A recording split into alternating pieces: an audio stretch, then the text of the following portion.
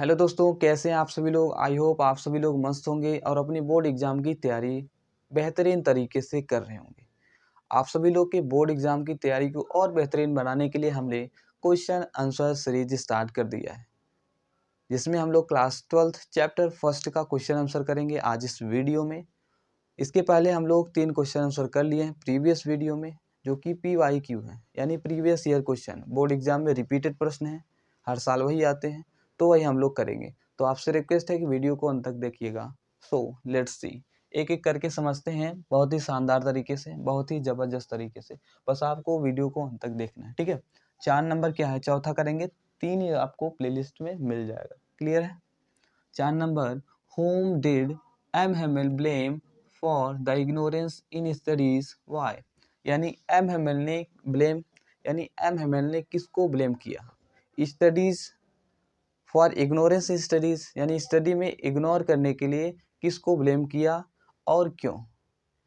हम लोग जानते हैं मोस्ट कैरेक्टर जो लास्ट लेसन के M. Hamel है, और दूसरा कौन है? दूसरा है फ्रेंच जो स्टूडेंट है। तो इसी में कहते हैं M. Hamel किसको ब्लेम करते हैं, यानी कौन M. Hamel ने किसको ब्लेम किया? स्टडी जो अच्छी तरह से नहीं हुई थी उसको लेकर के किसको ब्लेम किया और क्यों, वही हमको उत्तर देना है, ठीक है। ये जितने भी क्वेश्चन है राजीव किताब में भी है, राजीव जो किताब चलती है प्रकाशन की, उसमें भी ये प्रश्न है। उत्तर क्या हो गया, आंसर देखिए। M. Hamel blame the students, their parents and himself for the ignorance in studies, यानी M. Hamel ने blamed मीन्स ब्लेम किया, दोषी ठहराया किसको? द स्टूडेंट्स, विद्यार्थियों को, their parents, उनके पेरेंट्स को, माता पिता को, एंड हिमसेल्फ, और स्वयं को। स्टूडेंट को, पेरेंट्स को और स्वयं को, for the ignorance in studies, यानी स्टडी में इग्नोर करने के लिए, ठीक है, नज़रअंदाज करने के लिए।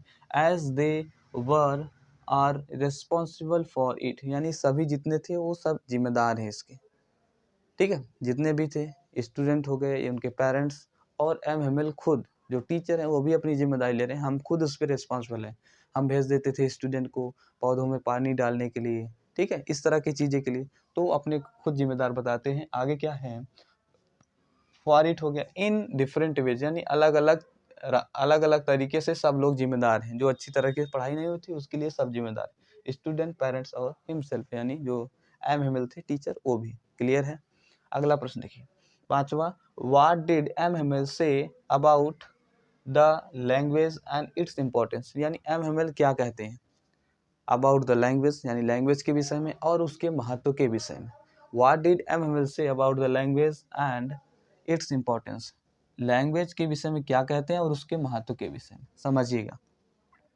Answer, M. Hamel सेड, यानी M. Hamel ने कहा, ठीक है, about the language and its importance, यानी M. Hamel ने कहा अबाउट द लैंग्वेज के विषय में, भाषा के विषय में, एंड इट्स इम्पोर्टेंस, और उसके महत्व के विषय में। डैट मीन्स की French is the most beautiful language in the world, यानी फ्रेंच जो है वह मोस्ट ब्यूटीफुल लैंग्वेज है। मोस्ट ब्यूटीफुल यानी बहुत ही वो, ठीक है, सुंदर भाषा है फ्रेंच में, दुनिया में। फ्रेंच सबसे सुंदर भाषा है दुनिया में, ठीक है। इट इज़ द क्लियरेस्ट, यह एकदम क्लियर, स्पष्ट रूप से, and the most logical language, यह क्या है? लॉजिकल लैंग्वेज है, तार्किक भाषा है, तार्किक, लॉजिकल, तार्किक भाषा है। वी मस्ट गार्ड इट, हमें इसकी रक्षा करनी चाहिए, समझ गए?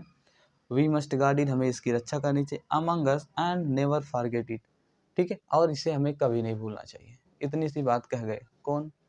M. Hamel। एक बार फिर से तेजी से देखते हैं।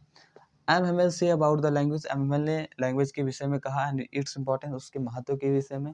डैट मीन्स की French is the most beautiful language, यानी फ्रेंच जो है वह मोस्ट ब्यूटीफुल लैंग्वेज है इन द वर्ल्ड, दुनिया में। इट इज़ द क्लियरेस्ट, या clear, and the most logical language, या मोस्ट लॉजिकल लैंग्वेज है। वी मस्ट गार्ड इट, हमें इसकी रक्षा करनी चाहिए। Among us and near forget it, never never forget it, और हमें इसे कभी नहीं भूलना चाहिए।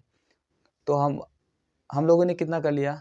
2 इसमें, 3 उसमें, 5 क्वेश्चन आंसर, 5, जो कि बोर्ड एग्जाम के लिए बहुत ही महत्वपूर्ण है।